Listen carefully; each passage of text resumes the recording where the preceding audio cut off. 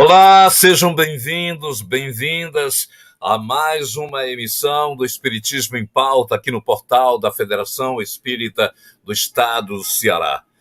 Qual é o sentido do sofrimento em nossas vidas? Essa é uma pergunta que muitos de nós fazemos. Por que é que sofremos? Essas e outras questões e reflexões estão para ser abordadas a partir de agora pelo psicólogo, escritor e conferencista espírita Jefferson Vasques. Ele é lá de São Paulo, dessa live do Espiritismo em Pauta, com mediação nossa, Nonato Albuquerque, do Luciano Klein Filho, do Jorge Fontelli, Simone Ivo, a quem a gente abraça no início, pedindo aos bons espíritos que possam realmente intuir o nosso expositor, a que tenhamos a explicitude de sua palavra nesse encontro tão que a gente gosta tanto. Aliás, o Espiritismo em Pauta tem unido esse país, reunindo nomes que integram a doutrina em todo o Brasil. Semanalmente, temos convidados de todos os estados, e hoje o nosso expositor é o escritor Jefferson Vasques, psicólogo, como eu já falei. Aliás, ele exerce a profissão de psicólogo com foco em depressão, ansiedade e suicídio. Estamos no mês de setembro, que é o mês amarelo, mês em que todos lutamos contra o ato do suicídio. Ele trabalha na Casa Espírita André Luiz, lá de Taubaté, em São Paulo, foi coordenador de mocidades por 2 anos. Atualmente, além dos trabalhos de exposição dentro da doutrina, semestralmente ele faz palestras, visitas também solidárias a presídios da região de Tremembé, São Paulo, levando as lições de Jesus à luz da doutrina espírita. Deixa eu chamar todos os nossos participantes. Jefferson, seja bem-vindo. Meu querido amigo, muito obrigado pelo carinho, pelas felicitações. Estou aqui me indagando, será que numa outra vida eu tenho uma voz igual a sua? Será que eu consigo? Não dá, né, Jorge? Não dá, né? Rapaz... Esse aqui é o Jorge Fonteles, também mediador. Boa noite, seu Jorge. Boa noite, não me dê a voz dessa, é uma encarnação rara, só uma água de Acopiara. Simone Ivo. Um abraço, Simone. Boa noite a todos, boa noite, paz e bem, uma noite proveitosa de estudos para todos nós. Tá. E o nosso Luciano, presidente da FEEC, já está a postos? Não, ainda não entrou, vamos aguardar. Daqui a pouquinho ele chega.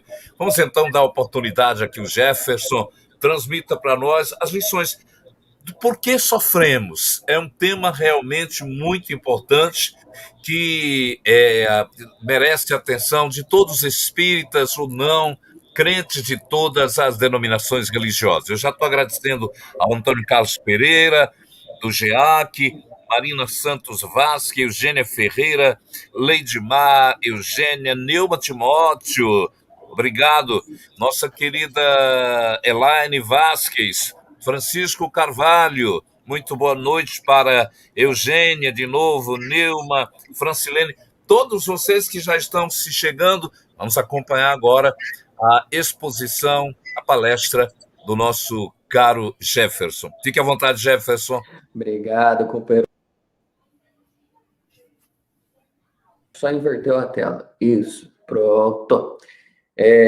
Quero agradecer novamente ao carinho, a oportunidade da Federação Espírita do Estado do Ceará ter aberto essa porta, tá aí, né, como o companheiro Nonato falou,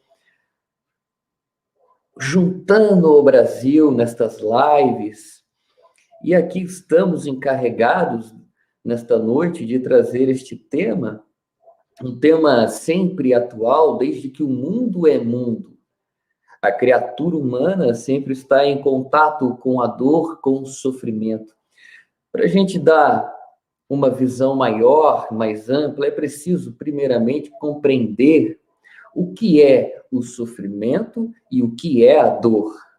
Então, nós vamos lá para o conceito, primeiramente, de saúde, da Organização Mundial da Saúde. A OMS entende que saúde não é a ausência de doença, seja essa doença física, seja esta um transtorno psíquico. Pelo contrário, é um perfeito equilíbrio entre bem-estar físico, mental e social. E nós aqui, neste momento de pandemia, estamos sentindo o terceiro fator, este último, social, pesando sobre nossos ombros, e vemos pessoas, por conta deste afastamento, sendo adoecidas, estando adoecidas, manifestando conflitos que já traziam, na forma de ansiedades, de depressões, de inúmeros conflitos, e outros irmãos que não conseguem buscar o bem-estar físico porque não estão mentalmente e socialmente. Então, socialmente equilibrados. Então, começamos a entender que este triângulo que a OMS nos traz, ele é muito fantástico.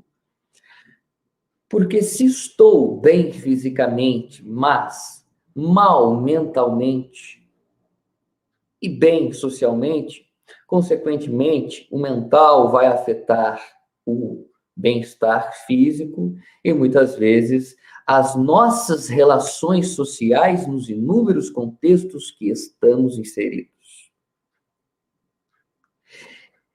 Porém, muitas vezes também a mente e o social está tranquilo, mas o corpo está abalado e a mente também começa a se tornar abalada. Quando falamos mente, falamos de produto psicológico.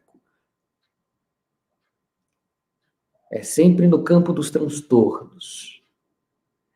Então, este triângulo é de suma importância. E esta visão da OMS é uma visão que a doutrina espírita há muito tempo, congrega.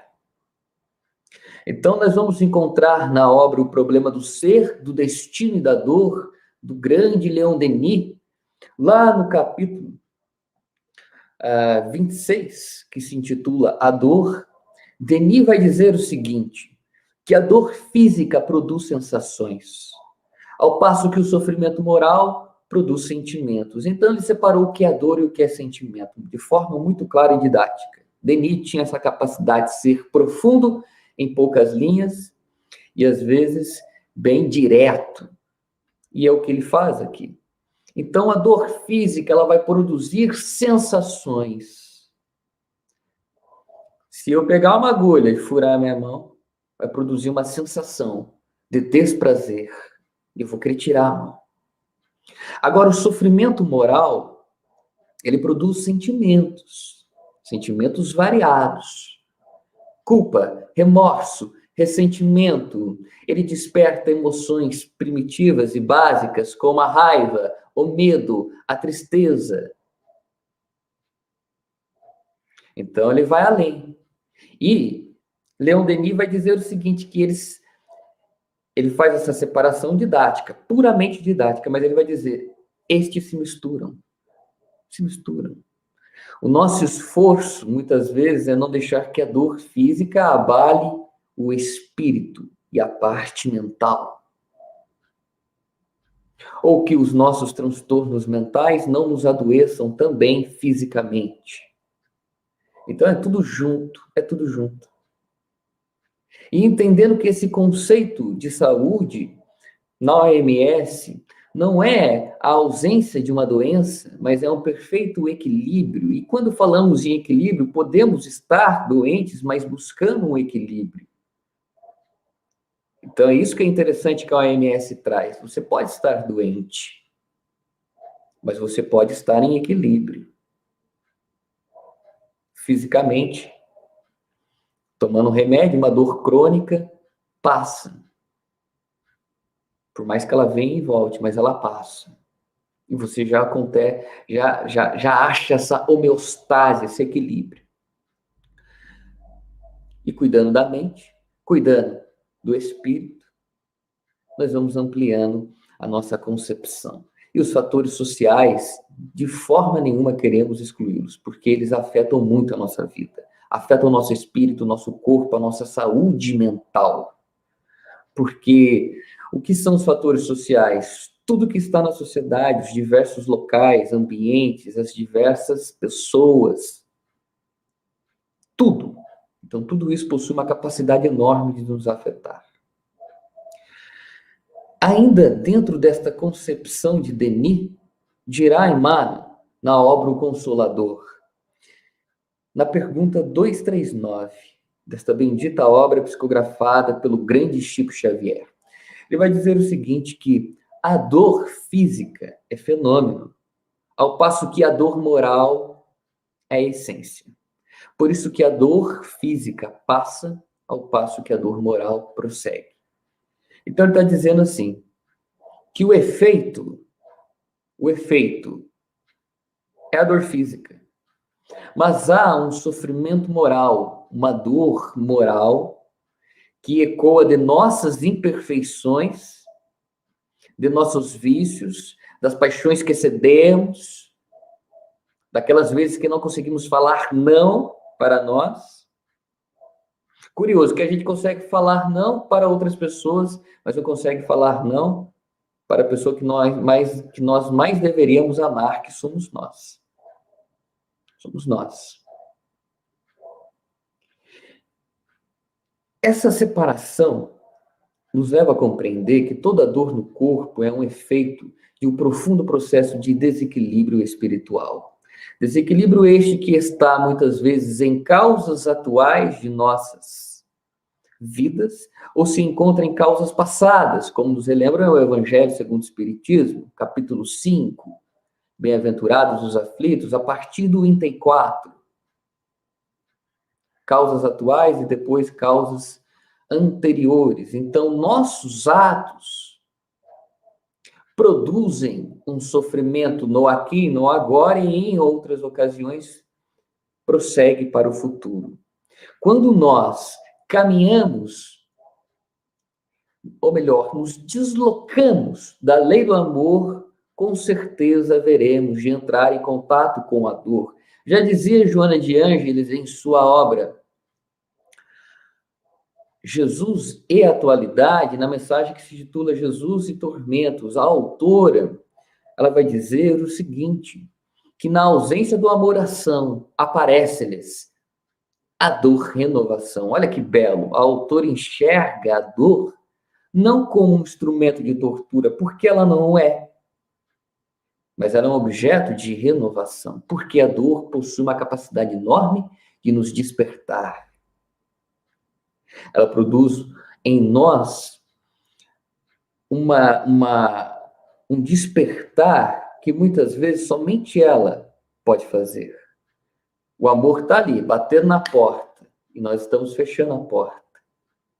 Imaginemos assim o seguinte, o caminho do amor é reto, uma estrada reta, num abismo.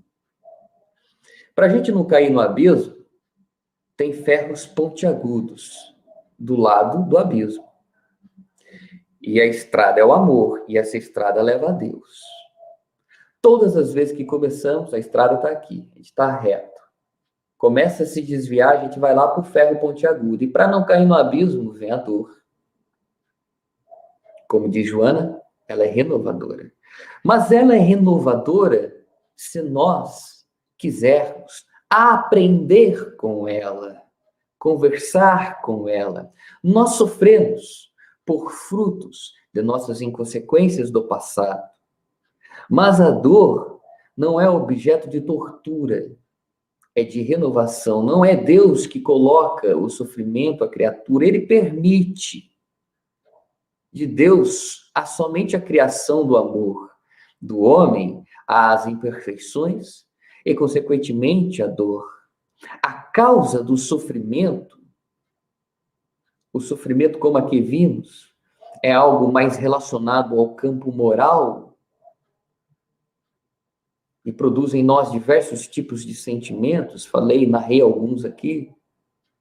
Culpa, vergonha, ressentimento, mágoa, rancor, desperta emoções primitivas como a raiva, a tristeza, o medo. Então, qual que é a causa do sofrimento? Ela não vem de Deus, como relembra Allan Kardec no capítulo 3 da obra Gênesis. Ela não vem de Deus. É claro que não. Porque de Deus só surge o bem e o amor. O mal é o que gera a dor. Olha só que interessante. O mal é o que gera a dor. Mas qual que é a verdadeira causa do mal? O mal está em nós. Sabemos disso. Capítulo 3 da obra Gênesis. E Allan Kardec, ele vai dizer, ele vai indagar exatamente isso. É preciso saber qual é a verdadeira causa do mal. E ele vai encontrar a verdadeira causa do mal nas paixões. Nas famosas paixões, que traduzindo para um vocabulário mais moderno, são as emoções, sentimentos calorosos que nos tiram da razão e que nos colocam momentaneamente em aspectos primitivos. Nós temos 7 emoções básicas que são tiro e queda para fazer isso em nós: a raiva, o prazer, o amor, a vergonha, a surpresa, a tristeza e o medo. Então, Allan Kardec vai dizer que esse conjunto é o que forma o instinto de conservação.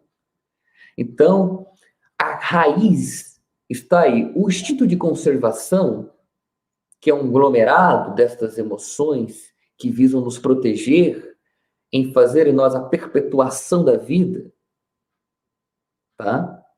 Então, isso, exatamente isso, é preciso que nós, esse instinto, é preciso civilizá-lo. É isso que o codificador vai dizer. Vai dizer a todos nós exatamente isso. Nós começamos a perder a luz da consciência, a direção, o sentido, na medida que começamos a ceder para as paixões, para os instintos. Na medida que começamos a ceder para coisas puramente espirituais. A busca pelo prazer é uma delas. É justo e necessário buscarmos, por exemplo, o prazer em inúmeras coisas. Mas viver imerso nele é patológico, nos adoece. E aí começamos a sofrer por inúmeras coisas, coisas pequenas. Mas, sobretudo, coisas que estão aonde? No pensamento, no sentimento e em nossas ações. O pensamento é de suma importância.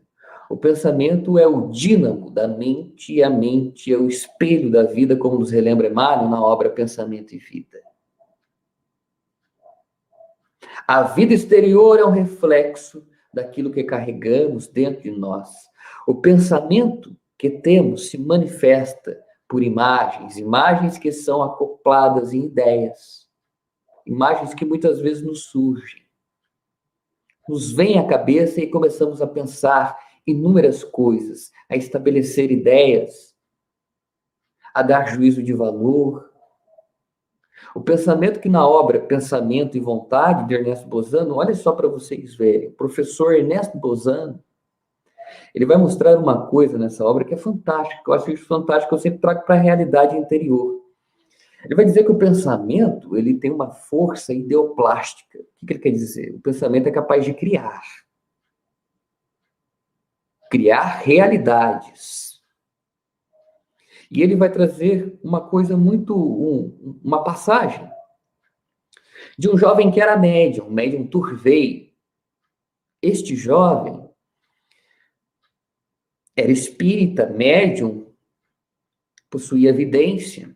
Entra, bate à sua porta um vendedor de revista católica e ele chama o católico para tomar um café com ele e ali eles começam um diálogo, um debate. E o católico manifesta a ideia de que acreditava no diabo, com chifre e com tudo que tem direito. E aí, quando esse irmão se retira da casa dele, o médium Turvey fica assustado, porque ele começa a ver um espírito com chifre, com pés de bode, com rabo, com tudo. E ele faz uma prece. E aí chega o benfeitor dele e diz, fique tranquilo, abre os olhos de novo. Essa imagem ele foi vendo ela sendo dissolvida. Ele falou, mas eu pensei que era um espírito. E é claro que nós sabemos que o espírito pode transformar o perispírito de acordo com sua vontade e pensamento. Mas ali naquele exemplo, o benfeitor vai dizer, aquilo não era um espírito desencarnado. Aquilo era uma forma de pensamento. Tamanho era o desejo, a crença daquele indivíduo que criou, plasmou no ambiente aquela imagem, a ponto de você que é médium vê-la. E essa imagem pode ser fotografada também, por uma câmera específica. E o que eu quero levar à reflexão? Se faz isso no exterior, quem dirá no interior? Por isso que Jesus disse que o adultério, que o equívoco, que o erro se inicia na esfera do pensamento. E aqui não se trata, é claro, de manter uma conduta auto-obsessiva. A cada pensamento, né, se vigiar 24 horas. É claro que o ato de vigiar e orar é de suma importância. Jesus disse isso no Getsemane, Simão Pedro. Porque é pela invigilância que abrimos as comportas da alma a amigos ainda não esclarecidos, amigos ainda arraigados ao mal, amigos espirituais, irmãozinhos ainda em estado de sofrimento, mas que ali estão na maldade. E aí abrimos a porta de nossas almas a eles. Pelo pensamento e pelo sentimento, porque pensamento e sentimento andam junto. Um pensamento, como eu disse, é uma imagem. Você pensa, você já cria uma ideia, e essa ideia já traz o sentimento à tona. É só vocês pararem e lembrarem aí na cabeça de vocês. Se vocês tiverem alguma inimizade, uma pessoa que ainda precisa ser praticado com ela e com você um processo de reconciliação, de auto-perdão e de perdão, essa pessoa que te feriu vai trazer a imagem dela, vai ter uma ideia dela e um sentimento em relação a ela. É preciso sempre, então, trabalhar nas relações. Nós adoecemos por falta de pensarmos para agir. Ações impulsivas irão, consequentemente, nos gerar dor. Nós somos portadores do livre-arbítrio, como bem sabemos, na pergunta 8.3 do Livro dos Espíritos. Nesta pergunta, Allan Kardec pergunta, o homem tem a liberdade dos atos? E eles dizem, as entidades venerandas respondem a Kardec, é claro que tem, visto que tem a liberdade de pensamento. Mas é claro que a liberdade de agir é podada pelas leis humanas. E esse é o problema, porque o pensamento, ele não possui cerca. Cerca, quem vai colocando, somos nós. O pensamento, se deixar, ele vai. Mas quando ele vai se afinizar com pessoas que vibram em igualitária sintonia. E atrai encarnados e desencarnados a nós que congregam destes mesmos pensamentos. E que irão comungar energeticamente, mentalmente e espiritualmente para a promoção de nossa saúde ou para a promoção de nossas enfermidades e sofrimentos. A dor, quando não pode ser evitada, ou seja, quando ela é uma expiação, na obra Evangelho segundo o Espiritismo, no capítulo 5, sobretudo, nós vamos aprender a utilizar da resignação. A resignação que é a aceitação da dor. Não uma aceitação passiva, que é aquela entrega de si para a dor, mas uma aceitação ativa de um indivíduo que agora sabe que essa dor que lhe chega não é um instrumento de tortura de Deus. É claro que Deus permite para o despertar, para a renovação, mas ela é fruto de suas ações no passado. E muitas vezes é fruto de suas ações no agora. No agora. Pelo mau uso de sua liberdade.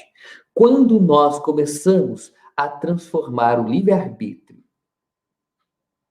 a fazer o mau uso dele, nós transformamos o livre-arbítrio em libertinagem. E há uma diferença muito grande entre liberdade e libertinagem. Uma diferença muito grande.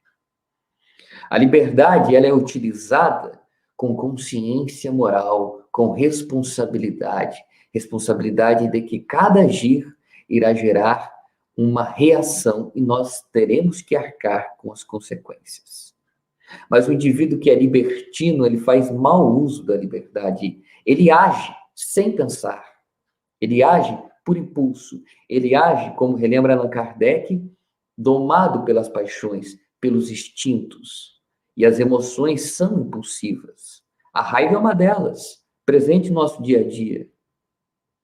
Quantas vezes a raiva sobe na cabeça e a gente quer falar poucas e boas para as pessoas. A gente quer falar o que vem à cabeça.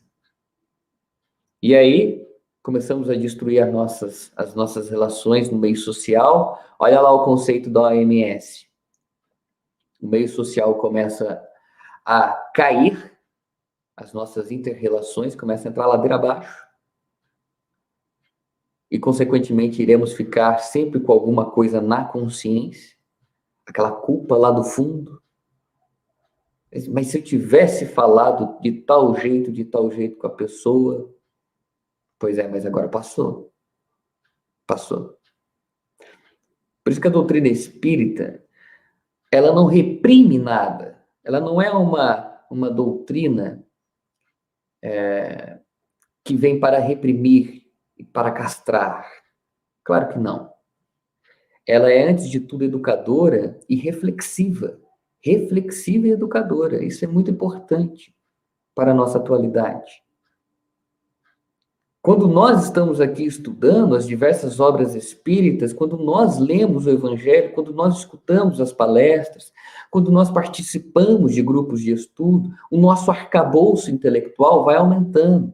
E aí começamos a ofertar para o espírito um material onde ele vai poder aprender o que é certo ou errado. Nós vamos aprendendo, nosso espírito vai ampliando a consciência. E aí o que era errado a gente vê que é certo, e o que era certo torna-se errado depois da instrução. Muitas vezes isso ocorre.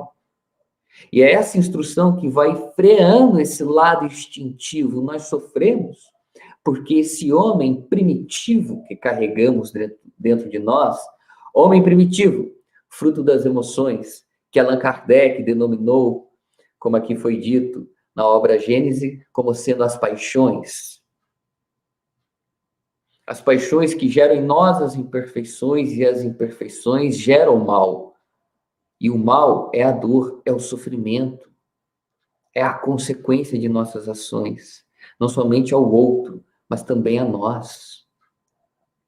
Então, toda essa instrução vem freando, vem civilizando o uso da nossa liberdade, mostrando, olha, o que você faz para o outro produz um reflexo enorme em você.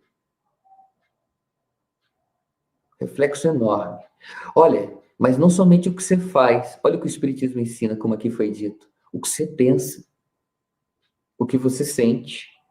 E o caminho não é fugir de nós, pelo contrário, Santo Agostinho, na obra O Livro dos Espíritos, vem mostrar, relembrar da frase de Sócrates, o conhece-te a ti mesmo, esse mergulho, porque as pessoas estão em uma constante fuga de si. Nós não fugimos de onde? Quando desencarnamos no tribunal da consciência, seremos nós, contra nós mesmos. Aquilo que fizemos, que deixamos de fazer. Eis aí. Essa é uma verdade. Verdade absoluta, que deve ser por nós levada a sério. Nós temos no agora uma possibilidade enorme de atenuar não somente o sofrimento no hoje, mas no amanhã longínquo, nas vidas futuras. Como, Jefferson? Agindo com consciência, pensando antes de agir, sendo desde já, se esforçando para trazer Jesus para dentro do coração, porque somente Jesus e suas lições civilizam esse homem primitivo que eu aqui falei, que quer vir à tona, que quer devolver na mesma moeda, é no olho por olho, no dente por dente. Este indivíduo está à tona e ele quer vir.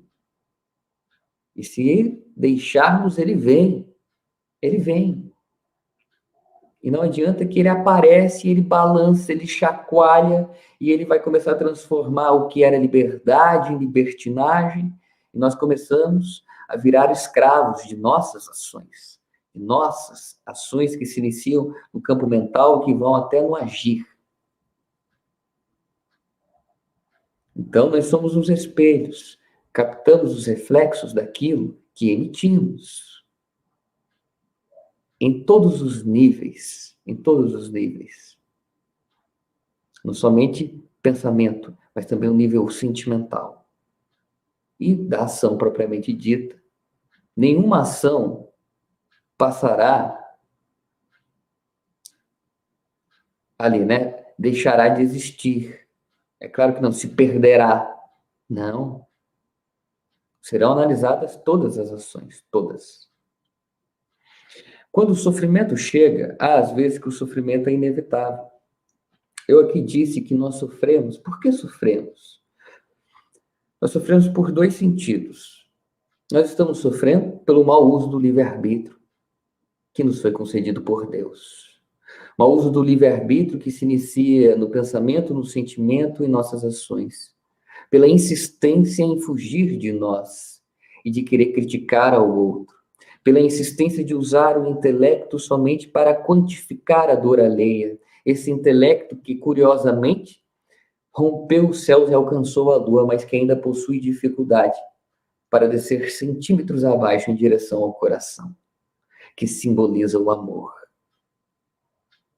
Este intelecto que, como relembra o Espírito da Verdade, no capítulo 6 da obra Evangelho segundo o Espiritismo, deve andar com o amor, porque sem o amor começa a se perder, começa a nos adoecer, começa a gerar a nós reações inúmeras de nossas ações, que muitas vezes são atuais. Uma coisa também que vemos aqui, sofremos, não é em vão o sofrimento. O sofrimento nunca é em vão. Deus não permitiria isso se o fosse. Ele tem um porquê, ele tem uma utilidade. E essa utilidade é o progresso, é o despertar da consciência. A dor desperta, o amor aperfeiçoa. Esses são os caminhos. Então, o que estamos sentindo? O que sentimos? No que pensamos na maior parte do nosso dia? Porque ali onde estiver o nosso pensamento, estará o nosso sentimento, o nosso espírito. E mente adoecida, corpo adoecido e vida social também. É uma tríade, lembra? Nosso desafio aqui é sempre buscar, então, o equilíbrio. E quando a dor chega, é preciso olhar para ela. Eu acho muito lindo na obra ainda o problema do ser, do destino e da dor, de Denis. Denis vai dizer que, lá no capítulo que se titula Revelação pela Dor, o penúltimo, acho muito lindo uma parte que me toca muito que ele coloca, que ele vai levar também, ele vai trazer essa perspectiva do sofrimento, que a dor faz revelações em nossas vidas, que a dor é uma amiga educadora, é uma amiga que vem, se aconchega de nós, fruto de nós, mas que ali está para nos ensinar. Por isso que todas as vezes que se instalar uma adversidade, um sofrimento, seja psíquico ou algo físico, é preciso entender o que ele quer que eu mude em mim. O que ele quer que eu mude nas minhas relações sociais. O que ele vem falar. E aí Leon Denis vai dizer o seguinte: não te direi procure a dor, mas, quando ela se erguer, inevitável em teu caminho, acolhe-a como uma amiga. Olha a sabedoria de Denis. Essa obra que ele escreveu, já quase lá para o fim da vida, já estava com uma idade mais avançada. Olha a profundidade. Ele vai dizer, não te direi procure a dor. Essa é a primeira parte dessa frase. Há pessoas que incessantemente procuram a dor. Como eu disse, quando agem impulsivamente, quando estão no caminho da libertinagem e não no caminho da liberdade utilizada com responsabilidade, quando deixam que os instintos tomem conta de sua consciência, de sua vida, quando vivem imersas na busca desenfreada pelo prazer, quando se fecham demasiadamente em si e excluem o outro que está mais próximo, muitas vezes, na família. Quando a instrução que possuem só se torna objeto de contemplação ou para envaidecê-los. Tudo isso e muito mais é a procura do indivíduo pela dor constante. Constante. Todas as vezes que agimos distantes do amor, entraremos em contato com a dor. E Denis prossegue. Mas quando ela se erguer inevitável em teu caminho, acolhe-a como uma amiga. Olha que lindo. Vai ter momentos em nossa vida, como aqui disse, as expiações vão chegar, muitas vezes. E muitas vezes elas são inevitáveis.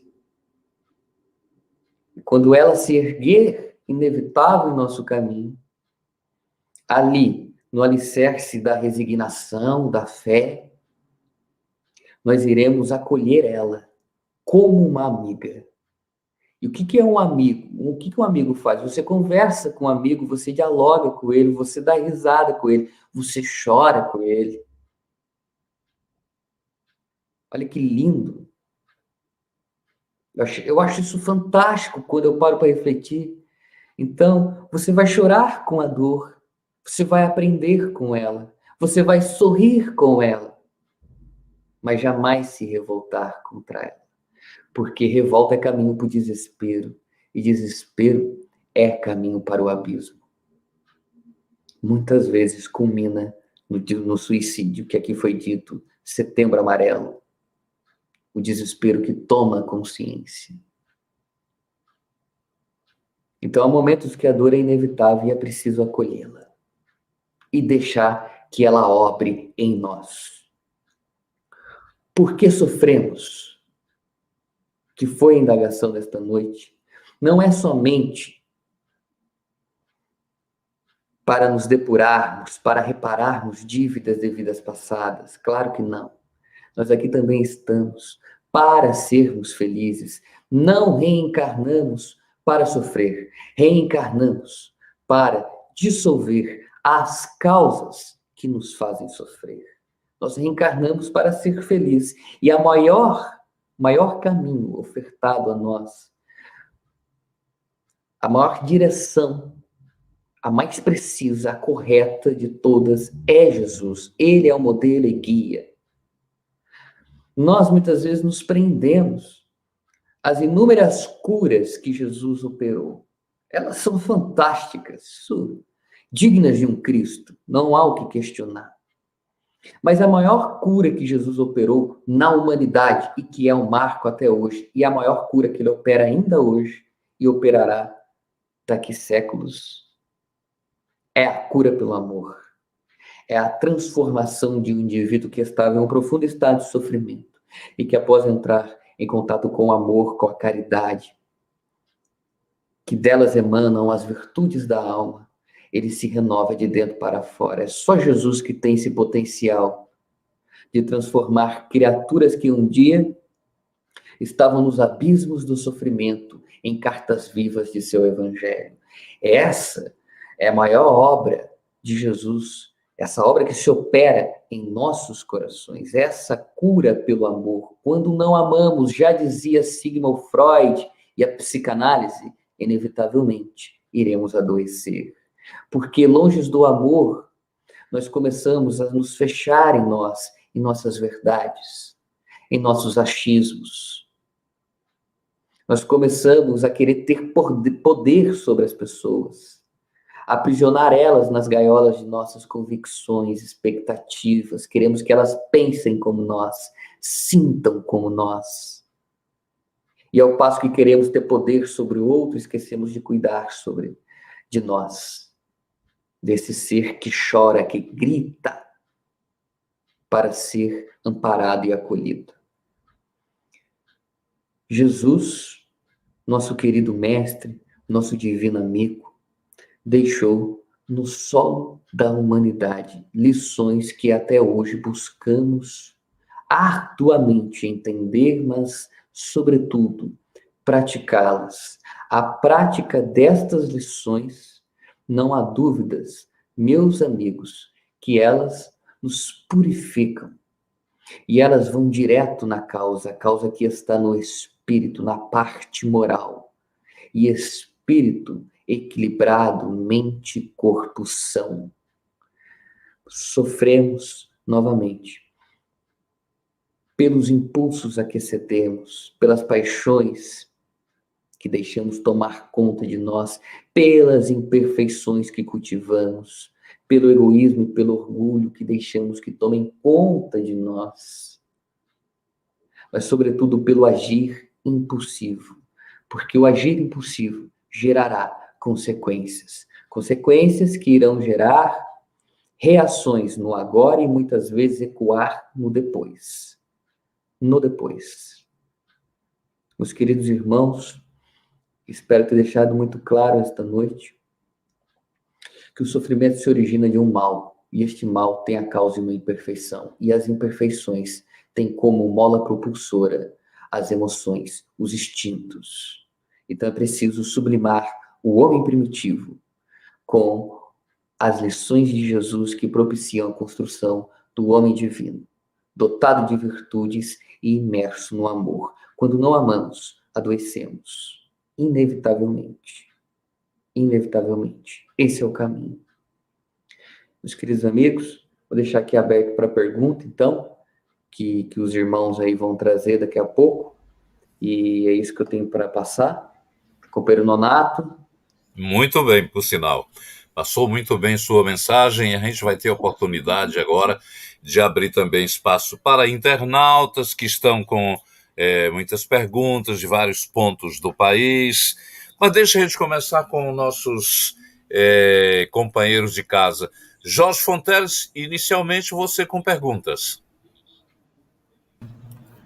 Senhor Jefferson, eu até me permita parabenizá-lo, porque é um tema delicado para ser abordado, sofrimento, dor. Normalmente a gente tenta evitar esses assuntos, e você fez uma abordagem muito saudável, até leve e construtiva, no sentido de desmistificar o sofrimento. Maria Dolores, através de uma psicografia do Chico, se não estou equivocado, ela diz o seguinte, que a dor é para a vida aquilo que o buril severo e contundente entre as mãos do escultor é para o mármore sem forma. E eu pergunto a Vossa Senhoria, a maneira com que reagimos à dor, cada um reage de uma maneira muito específica, própria, pode definir ou nos dar assim, uma clareza do nosso grau evolutivo, do nosso amadurecimento espiritual, daquilo que precisamos rever em nós mesmos? Meu irmão, perfeita pergunta e muito pertinente. Eu tenho um amigo aqui em Taubaté, palestrante também, ele fala assim, ele tem esse costume de falar, Jefferson, treino é treino, jogo é jogo.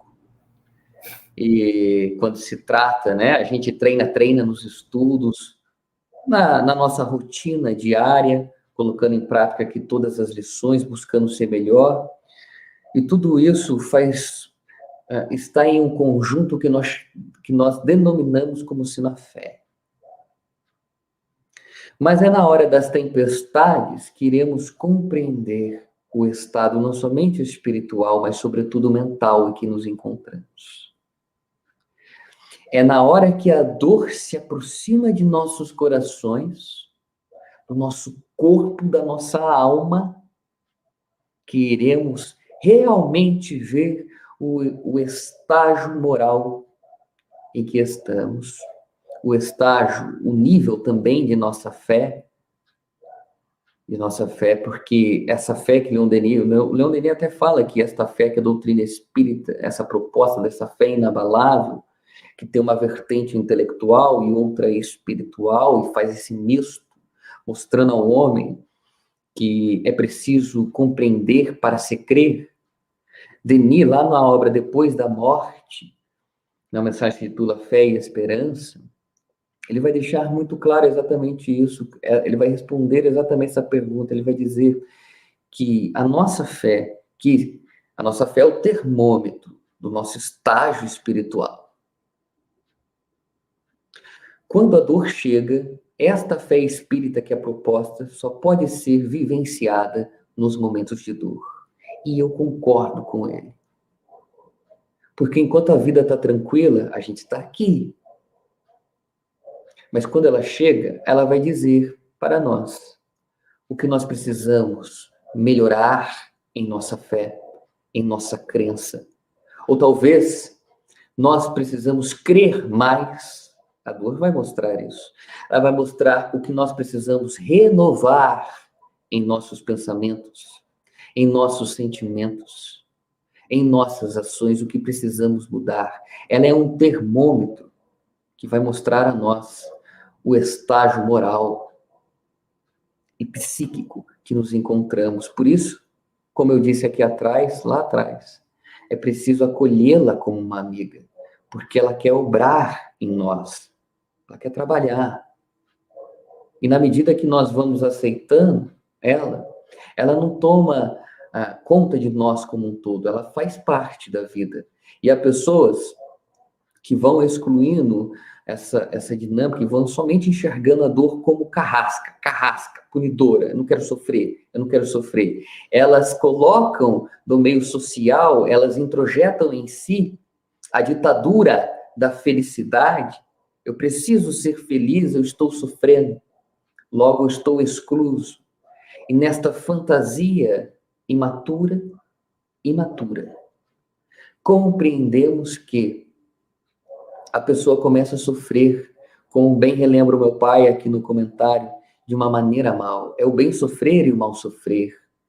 Ela começa a sofrer com desespero e sem resignação.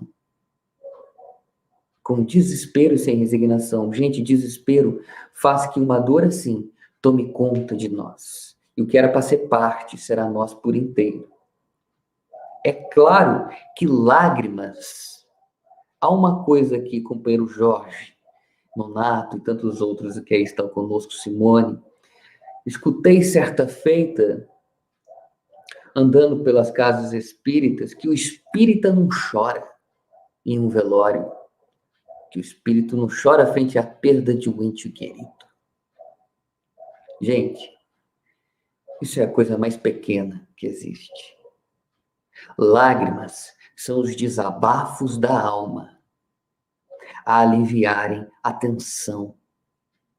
E a lágrima representa a vida. E olha a sabedoria de Deus. Deus quis que muitas vezes a vida escorresse pelos olhos para aliviar a pressão interior. Então é justo chorar, mas que estas lágrimas sejam de resignação, de fé, de esperança e não de desespero. É justo compartilhar a sua dor, buscar ajuda, tá? Então a dor é um termômetro e para mim que sou psicólogo, a dor, além de ser um termômetro, é uma grande mestra educadora. Tem um Vasques aqui também, acompanhando a gente, Oswaldo dos Santos Vasques. Sabemos que resignação é primícia para o aprendizado. Poderia falar sobre o bem sofrer e o mal sofrer, Jefferson? Foi dito já aqui, esse é meu pai, já foi dito aqui, então, porque já foi dito, né, que o bem sofrer, ele vai buscar sofrer com resignação. Não é que ele gosta de sofrer, a pessoa gosta de sofrer, claro que não. Mas quando chega esse sofrimento, ele acolhe, ele aprende. Ele se liberta de coisas pequenas que ele tinha. Ele aceita aquilo, porque ele sabe que é fruto do seu passado. tá? E o mal sofrer é o caminho do desespero, da revolta, da descrença. E é isso. Ok, vamos chamar Simone Ivo para que ela também faça parte aqui. Simone.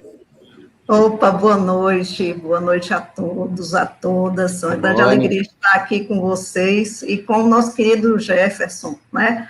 Jefferson, a gente sempre gosta de prestigiar a pergunta dos nossos internautas, e eu vou colocar aqui na tela a pergunta da Elisângela. A Elisângela está sempre assistindo às nossas lives, uma gratidão a você, Elisângela, pela contribuição dessa pergunta, né?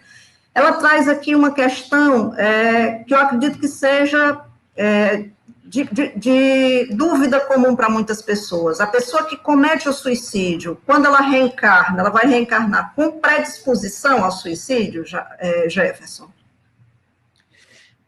Eu não digo predisposição, eu digo desejo. Desejo. Na obra Memórias de um Suicida, minha obra preferida, Dona Ivone, junto a Camilo Castelo Branco, eles vêm elucidar de ponta a ponta exatamente isso. Que a pessoa primeira coisa, a pessoa que vai por este caminho, que se envereda pelo caminho, ela quer sanar um sofrimento em sua alma. Tá? E estes atos, estas ações, que é o ato do suicídio propriamente dito, aquele que se envereda por esse caminho, quando vai lá, ele vai para um local que chama Vale dos Suicidas, e lá há um trabalho que é feito de forma, assim, extremamente bela e grandiosa pela falange dos servos trabalhadores de Maria, uma falange que recebe a tutela de Maria. Então, ali eles trabalham exatamente no resgate, no aprimoramento, na reeducação destes seres que se suicidaram e que se encontram em um sofrimento profundo, muito grande. Eles reencarnam, muitas vezes, dentro da sua matriz, com culpas enormes. Joana de Ângeles, na obra que se intitula Autodescobrimento, uma busca interior, capítulo 10, Conteúdos Perturbadores, esta obra psicografada por Divaldo Franco, Joana vai dizer que os nossos desatinos, as nossas ações, os homicídios, os suicídios, geram em nós uma carga de culpa. E nós reencarnamos com esta culpa. Culpa que irá gerar inúmeros transtornos, fobias, inúmeras coisas ela vai gerar em nós. Então, além de ter essa culpa, muitas vezes, imersa nele, quando não, ele tem lá no fundo um desejo que ecoa de vida passada. Nós temos isso, e não é só o suicida, não no campo do suicídio, vamos sair do campo do suicídio para um outro campo. Nós trazemos tendências de vidas passadas, desejos equivocados de vidas passadas, que vira e mexe, vem à cabeça, que vira e mexe quer domar o coração, tá? Então, uma coisa interessante é pensar também nisso. Nós podemos não pensar, mas já trazemos em nós inúmeras coisas. No meu trabalho, eu lembro até hoje, há muito tempo atrás, de conclusão de curso, do curso de psicologia, foi sobre suicídio, enfoque. E tem suicídio, gente, até na infância, em alguns países. Crianças que querem se matar, não querem viver. De onde que vem isso? Não aprendeu com o pai, não aprendeu com a mãe, de onde que vem? Vem do espírito, ele está trazendo da sua matriz espiritual. E aí tem os pais, a religião, a psicologia, todo um aglomerado, uma junta, para reformular aquele indivíduo. Tá? E há outros, como o próprio Camilo, que reencarnam aí, dentro dessa provação que ele ficou cego. E ele vai ter que lutar de novo contra esse... E agora, detalhe, ele concluiu o ato está marcado nele. E é isso que ele deixa claro na obra. Porque Camilo Castelo Branco se matou com um tiro. quando ele ficou cego. Ele era poeta, escritor. E aí não conseguiu dar conta, se desesperou e se matou, na tentativa de sanar aquele sofrimento que ele estava sentindo. Resumo da história, no fim do livro ele fala que ele teria que voltar e passar pelaquela mesma prova.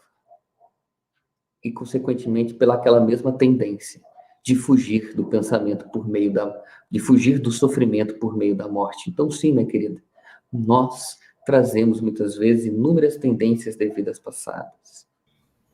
E nessa pesquisa científica que eu fiz, prova exatamente isso, que tem crianças que se enveredam pelo caminho do suicídio.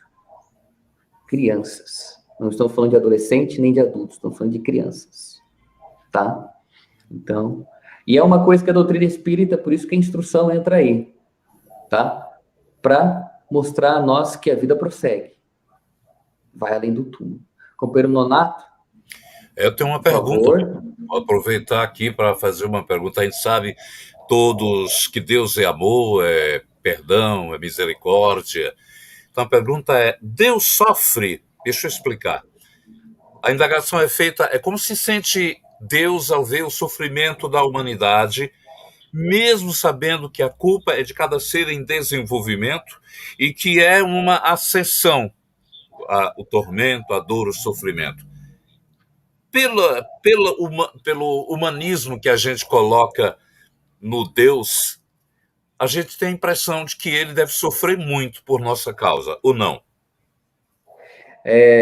Nonato, foi isso daí que você falou, né? O nosso humanismo, a gente quer deixar Deus humano, né? Esse Deus antropomórfico que foi construído...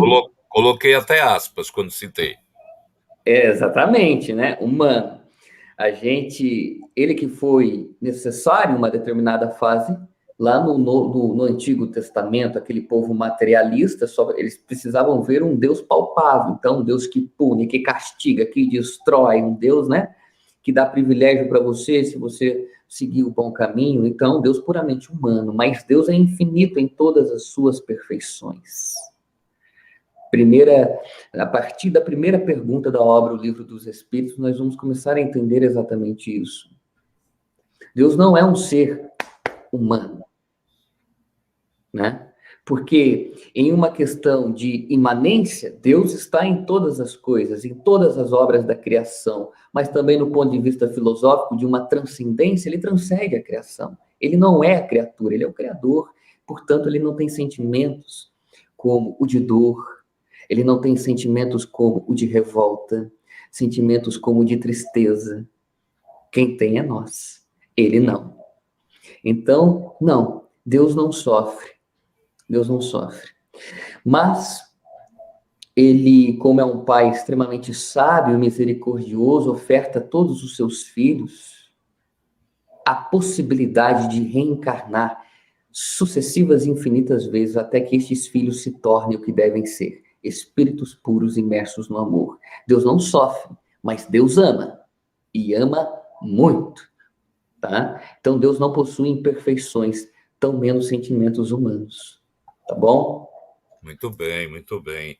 Nós estamos encerrando, agradecido que somos a você, Jefferson, pela colaboração dada a essa live do Espiritismo em Pauta, trazendo as noções da dor, do sofrer da alma, do momento de ascensão de cada um de nós, através do enriquecimento que a dor nos traz. Como dizia Francisco de Assis, a irmã dor nos oferece a chance de reatarmos o caminho de volta ao progresso, à perfeição.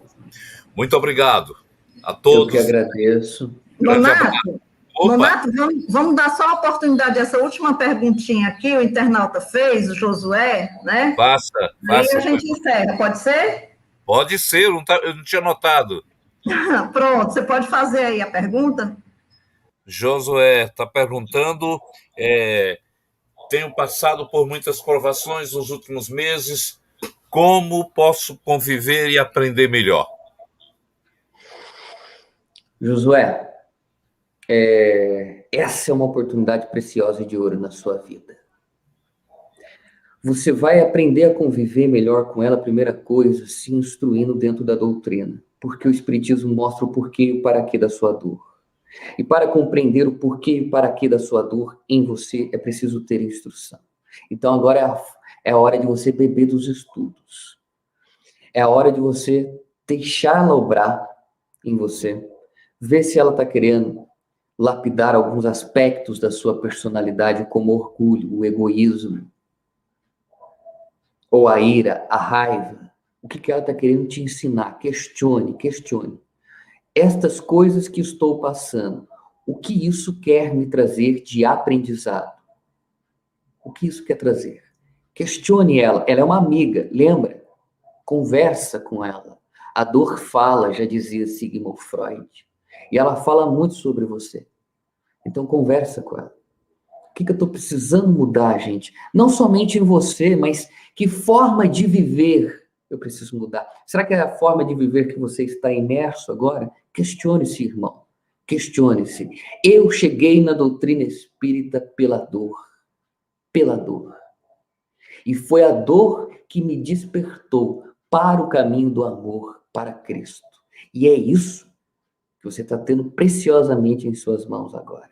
A oportunidade de amplificar a sua fé, a oportunidade de apreciar as pequenas coisas da vida, que muitas vezes passam pelo olhar desatento, o sorriso de uma criança, o canto de o canto de uma ave, o barulho de um rio, o brilho das estrelas, coisas pequenas que muitas vezes nos distanciamos. Então você vai ter essa possibilidade, irmão. E você só vai poder segurar essa dor com a instrução, porque a instrução vai dilatar em você a fé. E a fé é o alicerce seguro, é o porto seguro onde nós encontramos calmaria. Tá bom? Meu forte abraço a você, meu amigo, e farei uma prece por você. Pois aproveite e vamos fazer uma prece de encerramento, Jefferson, por gentileza. Faço, com toda certeza. Mestre Jesus, rogamos a Ti o amparo, a assistência devida, a fim de que possamos, Mestre, enfrentar nossas provas e expiações, não mais como crianças, como bem relembra apóstolo Paulo, jarro escolhido do Teu amor, mas enfrentá-las como um espírito maduro, que agora não mais se revolta, mas que se permite aprender, se renovar, se libertar das causas que o fazem sofrer. Mestre, caminha sobre as águas turbulentas de nossas emoções, de nossos sentimentos.